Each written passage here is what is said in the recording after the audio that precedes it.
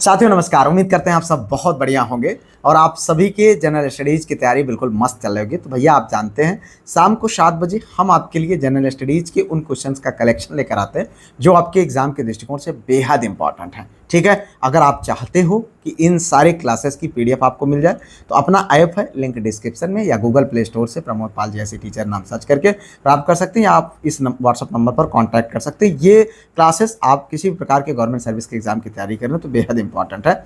यहाँ पर देखें, आइए भैया शुरू करते हैं और लेते हैं पहला क्वेश्चन। राष्ट्रीय चैम्बर ऑफ उद्योग एवं वाणिज्य उत्तर प्रदेश स्थित है कहाँ? अब देखो, ये यूपी स्पेशल आपके लिए इंपॉर्टेंट क्वेश्चन है। आप देखें यहाँ पर कानपुर में, लखनऊ में, आगरा में, प्रयागराज में। ठीक है, आपके TJT PGT एग्जाम के ध्यान में रखते हुए इन सारी क्लासेस को आपको प्रोवाइड किया जा रहा है। ठीक है, तो यहाँ पर देखें जो सही विकल्प है मित्र वो है आगरा में। हाँ, अगर हम बात करें तो राष्ट्रीय चैम्बर ऑफ उद्योग एवं वाणिज्य उत्तर प्रदेश के आगरा में स्थित है। इसकी स्थापना की बात करो तो 1949 में, कब? 1949 में हुई थी। ठीक है, तो इतना आप इस क्वेश्चन संबंधित जानते रहें। ठीक है भैया, आगे बढ़े भैया। अगला क्वेश्चन, जनगणना 2011 के अनुसार भारत के निम्नलिखित में से किस केंद्र शासित प्रदेश में महिला साक्षरता का प्रतिशत सर्वाधिक है? लक्षद्वीप, पुडुचेरी, चंडीगढ़ और दिल्ली NCT। ठीक है, अब आपको बताना भैया सही विकल्प। यहाँ पर देखिए जो सही विकल्प है वो है भैया लक्षद्वीप। जी हाँ, अगर हम बात करें जनगणना 2011 के अनुसार भारत में केरल राज्य में सर्वाधिक साक्षरता वाला राज्य है। ठीक है, केंद्र शासित प्रदेश में लक्षद्वीप की साक्षरता दर जो है सर्वाधिक है। अगर नॉर्मल राज्यों की बात करें तो जो है 2011 के अनुसार कौन था? केरल था। लेकिन अभी अगर केंद्र शासित की बात करें तो लक्षद्वीप है। ठीक है, यहाँ पर केंद्र शासित की बात की जा रही है तो लक्षद्वीप है। हो सकता है कंफ्यूजन में आप दिल्ली लगा दें, लेकिन दिल्ली नहीं, लक्षद्वीप है भैया, ध्यान रखें। ये 2011 की जनगणना के अनुसार बात हो रही है। तो लक्षद्वीप की जो साक्षरता दर रही वो 91 कितना है? 8% है। ठीक है, ये आपको ध्यान रखना। इसमें पुरुष की जो है 95.6% और महिला की 89.3% है। ठीक है, चलो भाई, अब देखो यहाँ पर CRISPR-CAS9 तकनीक के संबंध में निम्नलिखित में से कौन सा कथन सही है? ठीक है, आपको बताना है। यहाँ पर देखें 4 विकल्प है, उनमें से CRISPR-Cas9 का उपयोग केवल रोगों को पहचान के लिए किया जाता है। Cas9 एक एंजाइम है जो DNA के जो है विशिष्ट स्थान को काटने में सहायक करता है। Cas9 जो है केवल RNA को नष्ट करता है और DNA का पर कार्य नहीं करता है।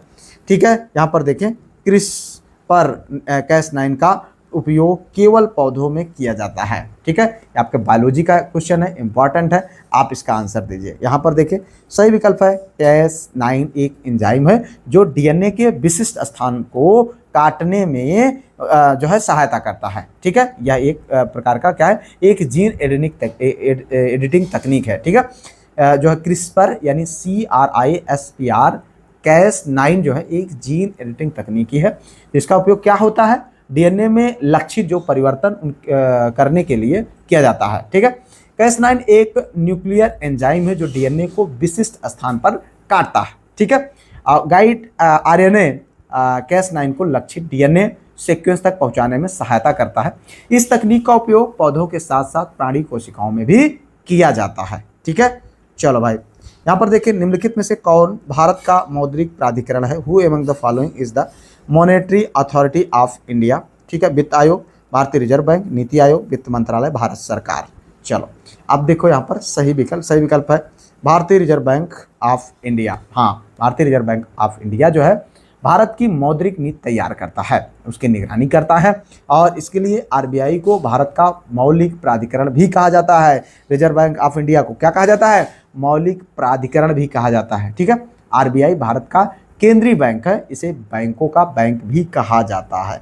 ठीक है, इसकी स्थापना की बात करें तो 1 अप्रैल 1935 को हुआ था इसकी स्थापना। तो ये क्वेश्चन आपसे पूछा जा सकता है। ठीक है, निम्नलिखित में से किस विटामिन की कमी रिकेट्स और ऑस्टियोमेलेसिया दोनों से जो है प्रमुख रूप से संबंधित है? देखिए यहाँ पर ये क्वेश्चन आप कितना इंपॉर्टेंट है और आपके विटामिन संबंधित और सारे टू द पॉइंट आपके सिलेबस के कारण पूरा क्वेश्चन को हम यहाँ पर आपके लिए प्रोवाइड कर रहे हैं। तो बिल्कुल आप बिंदास रहें। अभी आगे रेगुलर बेसिस पर आपकी जो डिस्क्रिप्टिव क्लासेस है वो भी होना प्रारंभ हो जाएंगे बहुत जल्द। ठीक है, तो इसलिए आप थोड़ा सा पेशेंस बना करके अब पहले तो आप प्रैक्टिस करके अंदाज़ा लगाइए किस टाइप के क्वेश्चन आपसे पूछे जा रहे हैं और आपसे पूछे जा सकते हैं। अब बाकी आगे की क्लासेस इस तरीके से आपको बिल्कुल डिस्क्रिप्टिव और सारा कुछ बिल्कुल व्यवस्थित तरीके से आपको मिलती रहेगी। अब यहाँ पर देखो जो चार विकल्प है इनमें से अगर आप देखें तो सही विकल्प है भैया विटामिन डी। जी हाँ, निम्नलिखित में से किस विटामिन की कमी रिकेट्स और ऑस्टियोमेलेसिया दोनों से प्रमुख रूप से संबंधित है? तो किससे है भैया? विटामिन डी से। हाँ, विटामिन डी की कमी से शरीर में कैल्शियम और क्या हो जाता है? फास्फेट की अवशोषण में कमी हो जाती है। और बच्चों में विटामिन डी की कमी से क्या हो जाता है? रिकेट्स हो जाता है, हड्डियां कमजोर हो जाती हैं। ठीक है। वयस्कों में अपर्याप्त बोन जो है मिनरलाइजेशन और ऑस्टियोमेलेसिया का कारण बन सकता है। ठीक है। चलो भाई, भारत में केंद्रीय बैंकिंग के कार्य किए जाते हैं। Central banking function in India are perform by central bank द्वारा, एसबीआई द्वारा, आरबीआई द्वारा, ए और बी दोनों के द्वारा। ठीक है। भारत में केंद्रीय बैंकिंग के कार्य किसके द्वारा किया जाता है? तो देखिए यहाँ पर जो सही विकल्प है भैया वो है आरबीआई के द्वारा। किसके? बाई आरबीआई, आरबीआई के द्वारा, रिजर्व बैंक ऑफ इंडिया। ठीक है। भारतीय रिजर्व बैंक की स्थापना की बात करें तो जो है अधिनियम 1934 के प्रावधानों के अनुसार 1 अप्रैल 1935 को हुआ था। अभी जैसा कि हम लोगों ने अर्लियर क्वेश्चन में देखा, ठीक है, 1 अप्रैल 1935 को हुआ था। और 1949 में राष्ट्रीयकरण के पश्चात से इस पर भारत सरकार का पूर्ण स्वामित्व है। और रिजर्व बैंक भारत का केंद्रीय बैंक है। ठीक है। रिजर्व बैंक साधारण बैंकों के लिए ऋण देना, कृषि बिलों का क्रय विक्रय, विदेशी प्रतिभूतियों के क्रय विक्रय पर नियंत्रण रखता है। वह जो है केंद्रीय बैंक के नोट में मतलब के रूप में नोटों को जो है निर्गमित करने और बैंकों के रूप में कार्य करता है। ये इंपॉर्टेंट है, इसको आप ध्यान रखना भैया। यहाँ पर देखिए, रक्त में ग्लूकोज के स्तर को नियंत्रित करने के संबंध में निम्नलिखित में से कौन सा युग्म सही सुमेलित है? ठीक है। अब देखिए यहाँ पर देखिए यहाँ पर ग्लूकोन रक्त ग्लूकोज घटाता है, दोनों रक्त ग्लूकोज घटाते हैं। ठीक है। क्या पूछ रहा है? रक्त में ग्लूकोज के स्तर को नियंत्रित करने के संबंध में आपको युग्म सुमेलित करना है। ठीक है।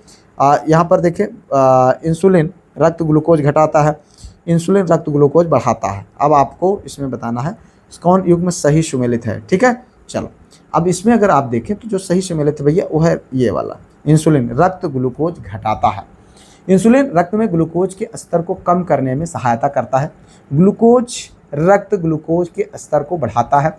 इंसुलिन का स्राव जो है पैनक्रियाज की बीटा सेल्स में होता है, ग्लूकोज का स्राव अल्फा सेल्स में होता है। ठीक है, ध्यान समझना भाई, दोनों हार्मोन रक्त ग्लूकोज के नियमन में विपरीत प्रभाव डालते हैं। क्या करते हैं? विपरीत प्रभाव डालते हैं। ठीक है। चलो भाई, यहाँ पर देखिए अगला क्वेश्चन, फरवरी 2025 में राजस्थान के किस शहर में स्थित फाय सागर झील का नाम बदलकर वरुण सागर झील कर दिया गया है? तो अजमेर, उदयपुर, चित्तौड़ और जो है आपका जयपुर। ठीक है। इसमें से आपको बताना है सही विकल्प। तो देखिए भाई, जो सही विकल्प है वो है भैया ये जो राजस्थान के जो है फाय सागर झील का नाम बदलकर वरुण सागर झील किया गया वो है अजमेर में। ठीक है। कहाँ पर है? अजमेर में। ठीक है। तो इतना आप इससे संबंधित जाने। आगे बढ़ते हैं अगला क्वेश्चन, क्लाउड कंप्यूटिंग में IaaS यानी इंफ्रास्ट्रक्चर एज ए सर्विस का प्रमुख उदाहरण निम्नलिखित में से कौन सा है? ठीक है। वर्चुअल सर्वर और स्टोरेज उपलब्ध कराना, केवल वेबसाइट और सामग्री तैयार करना, तैयार सॉफ्टवेयर को सीधे उपयोगकर्ताओं को उपलब्ध कराना, केवल ईमेल भेजने की सुविधा देना। ठीक है। अब यहाँ पर देखिए आपको बताना भैया सही विकल्प। तो सही विकल्प है मित्र वो है आपका वर्चुअल सर्वर और स्टोरेज उपलब्ध कराना, ये आपका सही विकल्प है। इसमें क्लाउड प्रोवाइडर कंप्यूटिंग इंफ्रास्ट्रक्चर जैसे वर्चुअल मशीन, स्टोरेज और नेटवर्किंग उपलब्ध कराता है। ठीक है। अब जब इसकी बात करें तो इसका फुल फॉर्म क्या हो जाता है? IaaS का इंफ्रास्ट्रक्चर एज अ सर्विस। ठीक है। अब इसी तरीके से जो है पास होता है PaaS। ठीक है। इसके फुल फॉर्म इसकी अगर हम बात करें इसके काम का तो एप्लीकेशन डेवलपमेंट के लिए एक प्लेटफॉर्म या इन्वायरमेंट दिया जाता है। इसी तरीके से SaaS होता है SaaS। ठीक है। तो इसमें इसका क्या है? SaaS में तैयार सॉफ्टवेयर को इंटरनेट के माध्यम से उपयोग किया जाता है। तो PaaS और SaaS तीन चीज़ें आपको मिल गई। ठीक है। चलो भैया, इतिहासकार जियाउद्दीन बर्नी के अनुसार दिल्ली का आदर्श सुल्तान था बलबन, अलाउद्दीन खिलजी, फिरोज शाह तुगलक, बहलोल लोदी। ठीक है। चलो, अब यहाँ पर देखें जो सही विकल्प है वो है भैया फिरोज शाह तुगलक। हाँ, इतिहासकार जियाउद्दीन बर्नी के अनुसार दिल्ली का आदर्श सुल्तान फिरोज शाह तुगलक था, जो कि 1351 से लेकर 1351 से 1388 ईस्वी तक गद्दी पर बैठा था। और बर्नी एवं हफीज दोनों जो है फिरोज शाह तुगलक को आदर्श एवं श्रेष्ठ सुल्तान मानते हैं। फिरोज शाह तुगलक के अध्यादेशों का संग्रह फतुहाल ए फिरोज शाही के नाम से जाना जाता है। किसके नाम से? फतुहाल ए फिरोज शाही के नाम से। फतुहाल ए फिरोज शाही की रचना की बात करें तो फिरोज शाह तुगलक ने अपनी आत्मकथा के रूप में किया। इसमें सुल्तान के सैन्य अभियानों एवं राजनीतिक कर्तव्यों का वर्णन है। इस पुस्तक को लिखने का फिरोज शाह का मुख्य उद्देश्य स्वयं को एक आदर्श मुस्लिम शासक सिद्ध करना था। भारत के सिराज ए हिंद नाम से प्रसिद्ध शहर जो है जौनपुर की स्थापना फिरोज शाह तुगलक ने अपने भाई जौना खान की स्मृति में किया था।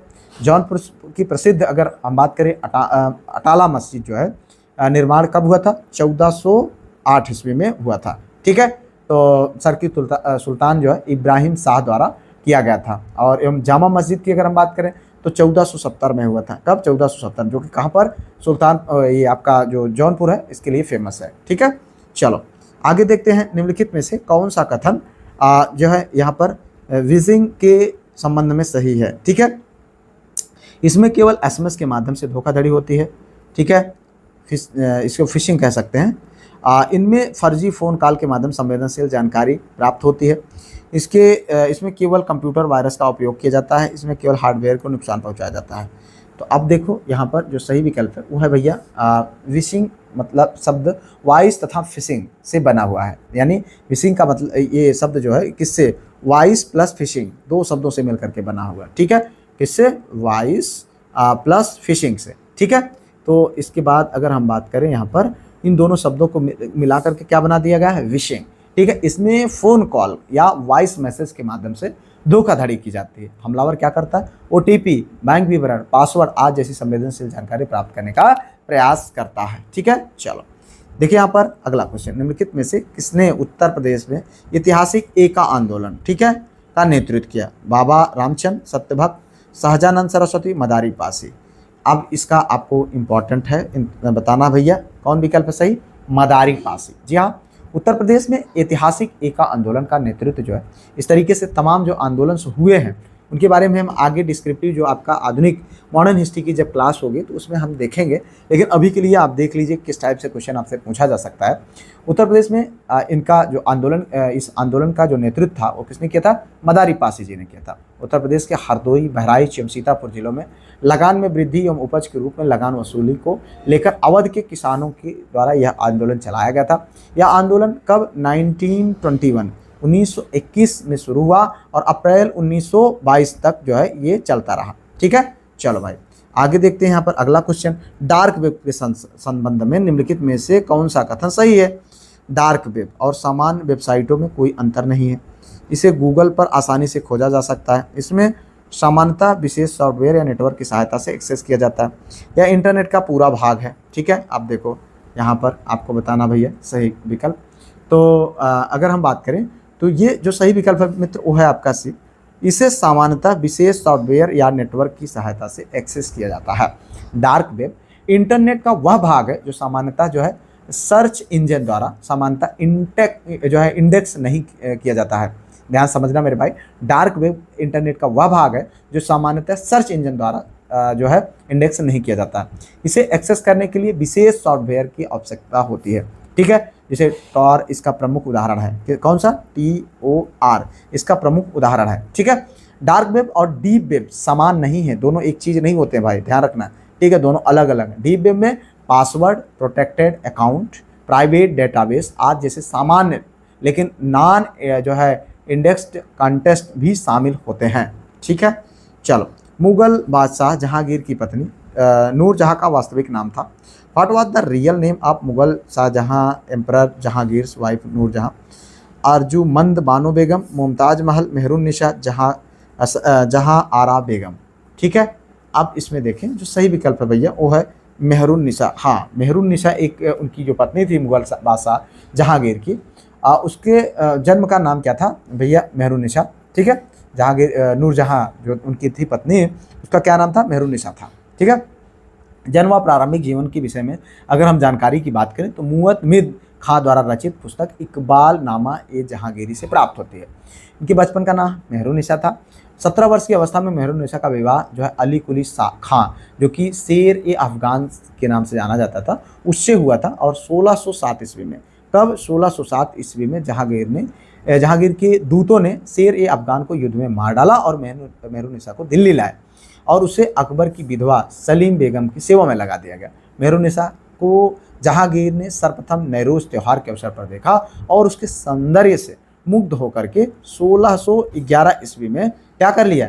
उससे विवाह कर लिया और उसके बाद नूरजहां की उपाधि उसको दिया और 1631 ईस्वी में, ठीक है, 1631 ईस्वी में इसे बादशाह बेगम के नाम से जाना जाने लगा और उसके बाद उसने एक गुट बनाया जिसमें जो है जुनता गुट कहते हैं। उनके पिता एतमादुद्दौला, माँ अस्मत बेगम, भाई आसफ खां और शाहजहां खुर्रम इसमें सम्मिलित रहे। नूरजहां ने अपनी माँ अस्मत बेगम के सहयोग से इत्र का आविष्कार किया। ये भी पूछा जाता है इत्र का आविष्कार किसने किया था? तो इन्होंने किया था, ठीक है। और इनके प्यार में जहांगीर इतने पागल थे कि वो जो है सारा कुछ इन्हीं को जिम्मेदारी दे दिए थे, ठीक है। आगे देखते हैं यहाँ पर डिजिटल ट्विन तकनीक का मुख्य उद्देश्य क्या है?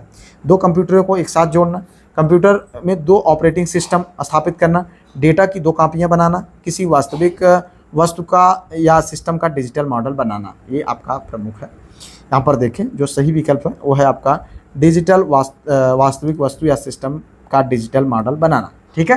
किसी वास्तविक वस्तु या सिस्टम का डिजिटल मॉडल आपको बनाना, ये जो है आपका यहाँ पर सही विकल्प होगा।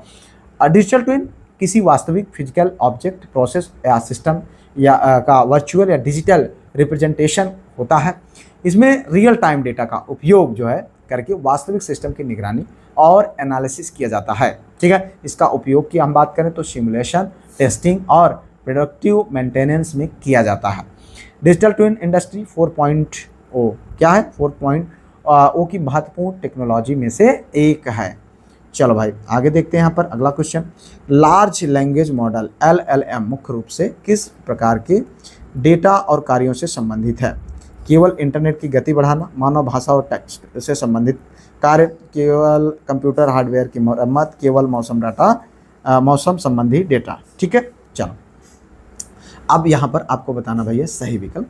तो अगर हम सही विकल्प की बात करें तो मानव भाषा और टेक्स्ट से संबंधित कार्य। LLM का पूरा फुल फॉर्म की अगर हम बात करें तो लार्ज लैंग्वेज मॉडल है। क्या होगा? लार्ज लैंग्वेज मॉडल, ठीक है। LLM मानव भाषा और टेक्स्ट डाटा को समझने तथा जेनरेट करने से संबंधित AI मॉडल है, ठीक है। इसके जो प्रमुख उपयोगों में टेक्स्ट जनरेशन, जो है ट्रांसलेशन और समराइजेशन और क्वेश्चन आंसरिंग शामिल है। LLM की अगर हम बात करें तो जेनरेटिव AI के क्षेत्र में एक महत्वपूर्ण तकनीक है। चलो भाई आगे देखते हैं यहाँ पर अगला क्वेश्चन। नेपटेल यानी NPTEL का मुख्य उद्देश्य निम्नलिखित में से क्या है? तकनीकी एवं विज्ञान विषयों में ऑनलाइन शिक्षा और पाठ्यक्रम उपलब्ध कराना, केवल प्राथमिक विद्यालयों के लिए पुस्तकें उपलब्ध कराना, छात्रों को केवल कंप्यूटर हार्डवेयर उपलब्ध कराना, केवल सरकारी कर्मचारियों को प्रशिक्षण देना। तो अब यहाँ पर देखें भाई जो सही विकल्प है वो आपको बताना है। सही विकल्प की अगर हम बात करें तो इसमें है भैया आपका तकनीकी एवं विज्ञान विषयों में ऑनलाइन शिक्षा और पाठ्यक्रम उपलब्ध कराना, यहाँ पर इसका जो है मुख्य उद्देश्य है, ठीक है। तो तकनीकी एवं विज्ञान विषयों में ऑनलाइन शिक्षा एवं पाठ्यक्रम उपलब्ध कराना, NPTEL। अगर इसके फुल फॉर्म की अगर हम बात करें तो भैया national programme on technology enhanced learning है, ठीक है। यह IITs और IISCs की संयुक्त पहल है। इसका प्रमुख उद्देश्य इंजीनियरिंग, साइंस और संबंधित विषयों में उच्च गुणवत्ता वाली ऑनलाइन लर्निंग और सामग्री उपलब्ध कराना है।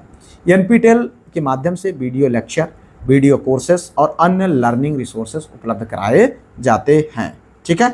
चलो भाई फरवरी 2025 में किस देश ने चीन के बेल्ट एंड रोड इनिशिएटिव से हटने का फैसला लिया है? ध्यान देना, BRI। फरवरी 2025 में किस देश ने चीन के belt and road initiative BRI से हटने का फैसला लिया है? कोलंबिया, चिली, पेरू, पनामा आपको बताना है। तो भैया यहाँ पर देखें जो सही विकल्प है मित्र वो है आपका पनामा। क्या है? पनामा। जी हाँ, पनामा द्वारा चीन के बेल्ट एवं रोड इनिशिएटिव यानी BRI से हटने का फैसला लिया गया है। यह फैसला इस फैसले के बाद यह देश जो है चीन के BRI प्रोजेक्ट हटने वाला लैटिन अमेरिकी देश बन गया, पहला लैटिन अमेरिकी देश बन गया, ठीक है। ये भी ध्यान रखना। चलो भाई जब भारत स्वतंत्र हुआ उस समय कांग्रेस के अध्यक्ष कौन थे? महात्मा गांधी, जवाहरलाल नेहरू, JB कृपलानी, सरदार पटेल साहब, ठीक है। चलो यहाँ पर देखिए जो सही विकल्प है मित्र वो है आपका सी, जेवी कृपलानी। बहुत इंपॉर्टेंट है, आपके कई बार क्वेश्चन में पूछा जाता रहता है, तो इसमें ध्यान दें। जब भारत स्वतंत्र हुआ 15 अगस्त 1947 को, उस समय भारतीय राष्ट्रीय कांग्रेस के अध्यक्ष कौन थे? जेवी कृपलानी साहब थे। हालांकि 1947 के अधिवेशन में दिसंबर 1947 में डॉक्टर राजेंद्र प्रसाद को भारतीय राष्ट्रीय कांग्रेस का अध्यक्ष निर्वाचित किया गया, जो कि दिसंबर 1947 में, लेकिन आज़ादी के समय जेवी कृपलानी ही साहब थे। ठीक है। महात्मा गांधी ने कांग्रेस बेलगांव अधिवेशन 9 दिसंबर 1924 की अध्यक्षता की थी। पंडित जवाहरलाल नेहरू ने कांग्रेस के लाहौर अधिवेशन 1929 तथा सरदार पटेल ने कराची अधिवेशन, जो कि इंपॉर्टेंट अधिवेशन थे, 29 मार्च 1931 की अध्यक्षता की थी। निम्नलिखित में से भारत का प्रथम उपराष्ट्रपति कौन है? ठीक है, जाकिर हुसैन, जो है एस राधाकृष्णन, बीबी गिरी, गोपाल स्वरूप पाठक। तो आप यहाँ पर देखिए सही विकल्प क्या है भाई? एस राधाकृष्णन। हाँ भैया, जो है सर्वपल्ली राधाकृष्णन साहब जो है हमारे पहले जो है उपराष्ट्रपति रहे और भारत के दूसरे राष्ट्रपति भी बने, और ये बहुत ही इम्पोर्टेंट है। और इन्हीं के जन्म दिवस 5 सितंबर को हम लोग शिक्षक दिवस के रूप में मनाते भी हैं। ठीक है, चलो भाई। पोखरण स्थित है गुजरात में, मध्य प्रदेश में, राजस्थान में, महाराष्ट्र में। ठीक है, चलो अब देखिए यहाँ पर जो सही विकल्प है वो है राजस्थान। कहाँ पर है? राजस्थान। पोखरण जो है राजस्थान राज्य में स्थित एक स्थल है, जो पोखरण में ही भारत ने 18 मई 1974 को अपना पहला परमाणु परीक्षण किया था, जिसका नाम था स्माइलिंग बुद्धा था। ठीक है, स्माइलिंग बुद्धा प्रोजेक्ट के नाम से ये किया गया था। और 11 मई 1998 को दूसरा परमाणु जो परीक्षण था, वो जिसका कोड नेम था ऑपरेशन शक्ति, वो भी यहीं पर किया गया था। आगे बढ़ते भैया अगला क्वेश्चन, दंडकारण्य प्रदेश स्थित नहीं है, कहाँ पर? देखिए यहाँ पर आंध्र प्रदेश, छत्तीसगढ़, मध्य प्रदेश, उड़ीसा में। ठीक है, अब देखो यहाँ पर आपको बताना भैया सही विकल्प। तो सही विकल्प भैया दंडकारण्य क्षेत्र जो प्रदेश है वो मध्य प्रदेश में स्थित नहीं है, बल्कि आंध्र प्रदेश, छत्तीसगढ़ और उड़ीसा वाला भाग में है ये दंडकारण्य प्रदेश। दंडकारण्य प्रदेश की अगर हम बात करें तो पूर्वी पठार का भौतिक क्षेत्र है, जिसका विस्तार उड़ीसा जो कि कोरापुर और कालाहांडी जिला में है, छत्तीसगढ़ जो कि बस्तर जिला, और आंध्र प्रदेश के पूर्वी गोदावरी, विशाखापट्टनम और काकुलम जिला राज्यों में लगभग जो है 89,078 वर्ग किलोमीटर क्षेत्र में यह भाग फैला हुआ है। तो इतना आपको जानना चाहिए। आगे बढ़ते भाई अगला क्वेश्चन, यहाँ पर सूची 1 को सूची 2 से सुमेलित कीजिए तथा नीचे दिए गए कोड से आपको सही उत्तर बताना है। ये पर्वतीय दर्रे हैं, ये राज्य है। बुमला अरुणाचल प्रदेश, जलेपला हिमाचल प्रदेश, मुलिंगला सिक्किम और सिपकिला उत्तराखंड। तो ये दर्रे हैं और इनके माध्यम से आपको सही विकल्प बताना। यहाँ पर देखिए कूट है, कूट में अगर आप देखें तो भैया कुछ दर्रे हैं जिनको आपको याद रखना चाहिए। अगर हम बात करते हैं भैया बुमला, तो बुमला भैया ये अरुणाचल प्रदेश में ही है। ठीक है, जलेपला की बात करें तो ये है भैया सिक्किम में है। ठीक है, अब उसके बाद मुलिंगला की बात करें तो उत्तराखंड में, सिपकिला दर्रा की बात करें तो हिमाचल प्रदेश में। अब इस तरीके से आप देखें तो 1 का 1 हो गया। ठीक है, और उसके बाद जलेपला का 3 हो गया। ठीक है, उसके बाद मुलिंगला का उत्तराखंड 4 हो गया और सिपकिला का 2 हो गया। तो इस तरीके से ये आपका बी आंसर सही हो जाता है। ठीक है, समझ लीजिएगा। जो है बुमला दर्रा कहाँ है? अरुणाचल प्रदेश में, जलेपला दर्रा सिक्किम में, और मुलिंगला दर्रा उत्तराखंड में, और सिपकिला दर्रा हिमाचल प्रदेश में। ठीक है, चलो आगे देख लेते हैं। निम्नलिखित में से कौन सा अंटार्कटिका में भारत का स्थायी और उसके द्वारा परिचालित अनुसंधान स्टेशन है? भारतीय और आर्य, भारतीय और दक्षिण गंगोत्री, भारतीय और मैत्री, दक्षिण गंगोत्री और मैत्री। ठीक है, चलो अब यहाँ पर देखें जो सही विकल्प है मित्र वो है भारतीय और मैत्री। हाँ, ये आपका सही विकल्प है। अंटार्कटिका में भारत का स्थायी और उनके द्वारा परिचालित अनुसंधान स्टेशन भारत और मैत्री है। मैत्री की बात करें तो अंटार्कटिका में भारत का दूसरा स्थायी अनुसंधान केंद्र है। इसका निर्माण कब हुआ था? 1989 में हुआ था। यह पथरीले पहाड़ी क्षेत्र पर स्थित है, जिसे सिरमाकर ओएसिस कहा जाता है। क्या कहा जाता है? सिरमाकर ओएसिस कहा जाता है। भारती की अगर हम बात करें, ये भैया ये मैत्री की बात हो गई। अब भारती की अगर हम बात करें तो भारती वर्ष 2012 में, कब? 2012 में भारत का नवीनतम अनुसंधान स्टेशन है। इसका निर्माण कठोर मौसम में शोधकर्ताओं को सुरक्षा प्रदान करने के लिए किया गया है। यह मैत्री से लगभग 3000 किलोमीटर पूर्व में स्थित है। ठीक है, इनके बीच की दूरी कितनी है? 3000 km। ठीक है, चलो अब बात करें दक्षिण गंगोत्री का, तो भैया दक्षिण गंगोत्री जो है यह भारतीय अंटार्कटिका कार्यक्रम में एक भाग के रूप में स्थापित पहला भारतीय वैज्ञानिक अनुसंधान बेस स्टेशन है। आगे बढ़ते भैया अगला क्वेश्चन, यहाँ पर देखिए कंप्यूटर के बेसिक फंक्शन को कौन सा प्रोग्राम नियंत्रित करता है? Operating system, motherboard, hard drive, CPU। ठीक है, चलो भैया अब यहाँ पर देखें, आपको बताना है इनमें से सही विकल्प। तो सही विकल्प भैया ऑपरेटिंग सिस्टम है। क्या है? Operating system. ऑपरेटिंग सिस्टम प्रोग्रामों का एक सेट है जो कंप्यूटर के संसाधनों को जो है प्रबंधित करने के लिए डिजाइन किया गया है, जैसे कंप्यूटर को स्टार्ट करना, प्रोग्रामों या मेमोरी को मैनेज करना, इसके लिए। ठीक है। अब हम बात करें मदरबोर्ड का, तो मदरबोर्ड जो है फाइबर ग्लास का बना एक समतल जो है प्लेटफॉर्म होता है जिस पर पीसी के इलेक्ट्रॉनिक अवयव यानी एलिमेंट लगे होते हैं, मदरबोर्ड कहा जाता है। अब मदरबोर्ड को प्रिंटेड सर्किट बोर्ड यानी पीसीबी भी कहा जाता है। यह जो है सीपीयू के यानी सेंट्रल प्रोसेसिंग यूनिट का आधार होता है। कौन? मदरबोर्ड। ठीक है। अब इसके बाद इसे कंप्यूटर का मस्तिष्क भी कहा जाता है, ये भी जान लीजिए। अब हम हार्ड ड्राइव की बात करें तो हार्ड ड्राइव जो है कंप्यूटर के लिए प्रोग्रामों को स्टोर करने का कार्य हार्ड ड्राइव में होता है। ठीक है। चलो अब देखिए यहाँ पर, सूर्य के प्रकाश से पराबैंगनी विकिरण अभिक्रिया निम्न में से क्या पैदा करती है? Carbon di monoxide, sulphur dioxide, ozone, fluorides. ठीक है। चलो अब देखो यहाँ पर भैया जो सही विकल्प है वो है आपका सी, ओजोन। जी हाँ, ऑक्सीजन अणुओं के सौर प्रकाश की पराबैंगनी किरणों के साथ अभिक्रिया से ओजोन निर्माण होता है। ठीक है। उल्लेखनीय है, हम सब जानते हैं कि समतल मंडल में इसी प्रक्रिया द्वारा ओजोन का निर्माण होता है। ठीक है। चलो भैया आगे देखते हैं यहाँ पर अगला क्वेश्चन। पेरियार वन्यजीव अभयारण्य निम्नलिखित में से किस राज्य में स्थित है? In which of the following state is the Periyar wildlife sanctuary located? Kerala, Tamil Nadu, Karnataka और जो है तेलंगाना। तो सही विकल्प क्या है भाई? केरल। जी हाँ, केरल। पेरियार का नाम आए तो केरल से आपको इनको जोड़ करके देखना है। केरल के इडुक्की और पथानामथिट्टा जिलों में विस्तृत जो पेरियार राष्ट्रीय उद्यान की स्थापना की अगर हम बात करें तो कब हुआ था? 1982 में हुआ था और यह एक हाथी रिजर्व और बाघ अभ्यारण्य के रूप में प्रचलित है। चलो भाई यहाँ पर देखें, हिग्स बोसान कण का सामान्य नाम, इलेक्ट्रॉन, प्रोटॉन, ईश्वरीय कण, परमाणु। ठीक है। चलो यहाँ पर देखें जो सही विकल्प है भैया वो है ईश्वरीय कण, गॉड पार्टिकल। हाँ, हिग्स बोसान एक मूल कण है जिसकी प्रथम परिकल्पना 1964 में, कब? 1964 में दी गई थी। इसका जो है प्रायोगिक सत्यापन 14 मार्च 2013 को किया गया था। हिग्स बोसान कण को वैज्ञानिक समुदाय के बाहर और मीडिया द्वारा ईश्वरीय कण कहा जाता है। चलो भैया आगे बढ़ते हैं। अगला क्वेश्चन, निम्नलिखित में से कौन सा कृत्रिम पदार्थ नहीं है? Which of the following is not a synthetic material? Fibrin, Lexan, neoprene, Teflon. ठीक है। चलो अब हम यहाँ पर देखें तो सही विकल्प है भैया फाइब्रिन। क्या है? फाइब्रिन। रक्त में फाइब्रिन जो है प्राकृतिक रूप से पाया जाने वाला पदार्थ है जो प्लेटलेट्स के साथ मिलकर रक्त का थक्का बनाकर स्राव को रोकता है। जबकि अगर हम बात करें लेक्सान, नियोप्रीन तथा जो है टेफ्लॉन की, ये क्या है? ये कृत्रिम पदार्थ है। ठीक है, आर्टिफिशियल है। आगे बढ़ते हैं। अगला क्वेश्चन, निम्नलिखित में से कौन सा पदार्थ विटामिन ए की प्रचुर स्रोत है? ठीक है, खमीर, पनीर, गोल्डन राइस और संतरा। ठीक है। चलो यहाँ पर देखिए सही विकल्प है क्या? Golden rice. जी हाँ, गोल्डन राइस। यहाँ पर आप देख सकते हैं यह जो है विटामिन ए की प्रचुर मात्रा जो है प्रचुर इसमें प्राप्त मात्रा में मिलता है। गोल्डन राइस जीएम तकनीक से बनी धान की ऐसी किस्म है जिसमें समुचित मात्रा में विटामिन ए मौजूद होता है।